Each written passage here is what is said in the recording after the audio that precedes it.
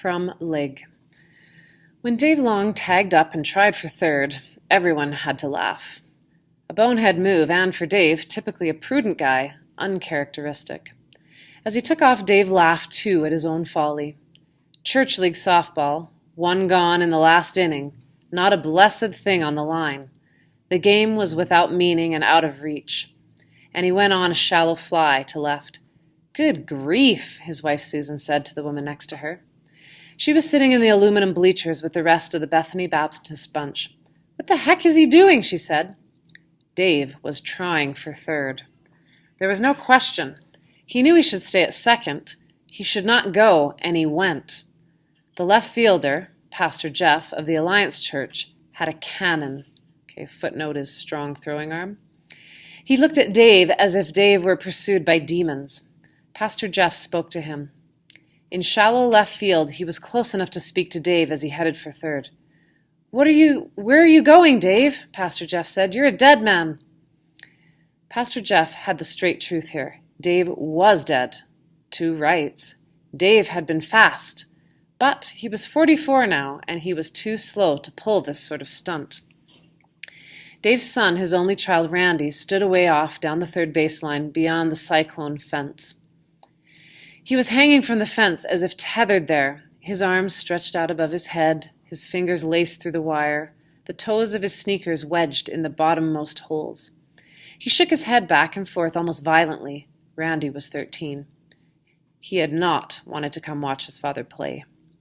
Randy was a big, strong kid. He was, almost all the time now, angry at his father. He could tolerate his mother, but everything about Dave, who you would have thought the more approachable parent, enraged him. Randy hated the way Dave dressed. He hated his whole wardrobe, in particular a blue down jacket David had for years and wore when he drove Randy to school on winter mornings. "You garbage man," Randy would say to him. "You look like a garbage man, you grunge monkey." Dave liked this latter expression. He tried not to smile. "Laugh," Randy said, "laugh. The garbage men dress better than you do." Dave's beard, which he kept respectably trim, made Randy angry. "No kisses, Wolfman," Randy said, if Dave bent over to kiss him goodnight. "You werewolf, you're scaring me, Wolfman." Randy spoke with stage disdain of Dave's friends. Dave's car, a Taurus wagon, was boring and dumb. For Randy, an emblem of all that was insufferable and pedestrian about his father. But the thing that really drove Randy wild was that Dave liked to read. Dave rose every morning at 5 so he could spend a quiet hour reading and thinking and praying, which left him irredeemable in Randy's eyes. If Dave sent Randy to his room, or otherwise disciplined him, this happened more often than Dave wanted, Randy would say in his cruelest, most hateful voice, "Why don't you just go read a book, Mr. Reading Man, Mr. Vocabulary? Go pray, you praying mantis." Watching Randy in his father's presence, the way his face went tight, the way his back stiffened, listening to the explosive, primitive noises he made in place of speech, you could see the boy's anger was beyond his control and understanding. It had sandbagged the kid, hid him blindside. It made Dave very sad. He missed the easy love of his son. He missed talking to Randy. He missed his companionship. And he felt sorry for him, because in the periodic rest between peals of rage, when he took a breath, Randy was clearly dazed and spent, and himself sad. Sometimes it was hard for Dave to remember that this abrasive, scowling thing always coming at him was his own son.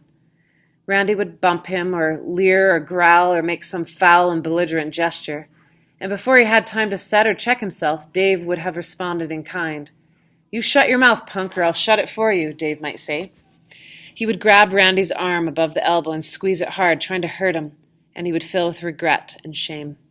Randy said, "Stupid, you're stupid," and Dave, slow, hell-bent for third, heard him. Shoot, Dave thought, poor kid, what am I doing?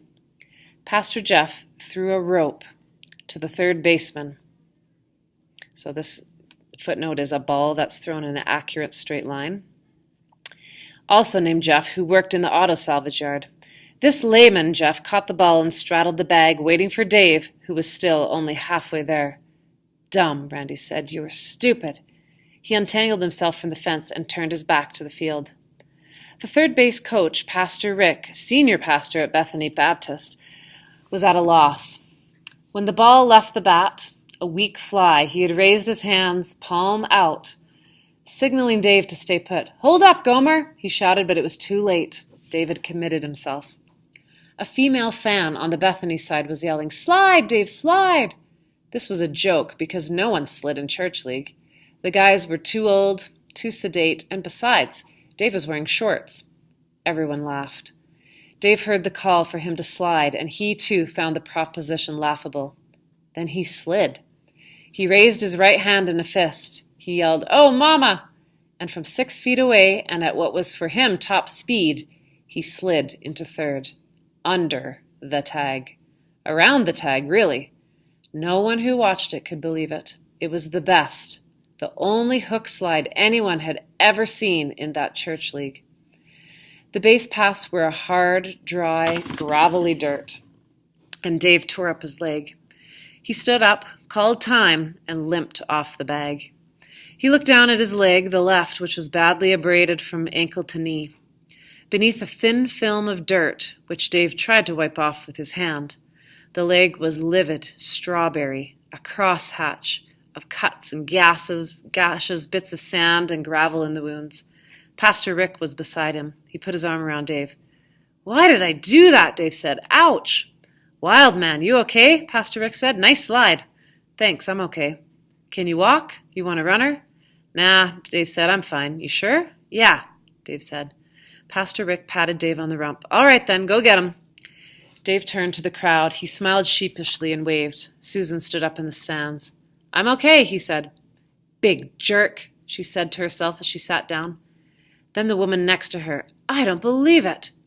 She took a magazine out of her purse and looked at the cover. She stood up. She shook the magazine at Dave. He pretended to cower, and the crowd laughed.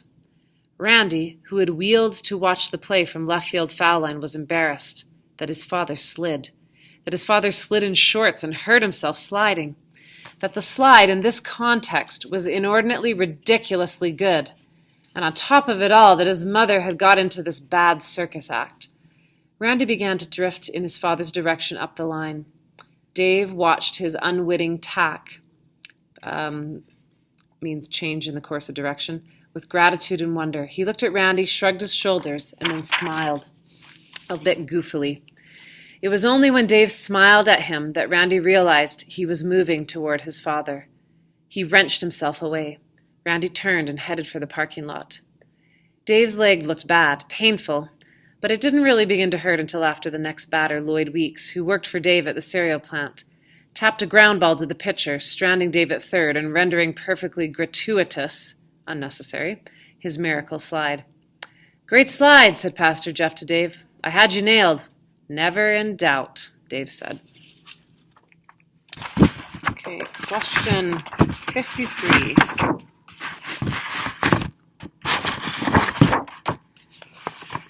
The word prudent in line 2 means A, naive, B, devout, C, careful, D, awkward. 54. Susan's question, "What the heck is he doing?" line 8, conveys mainly her A, anger and condemnation, B, surprise and confusion, C, disgust and contempt, D, fear and concern. Randy's present attitude towards his father is most directly indicated in the quotation. A, Dave's son, his only child, Randy, stood a way off. B, he was almost all the time now angry at his father. C, "You werewolf, you're scaring me, Wolfman." D, "Go pray, you praying mantis." Line 45.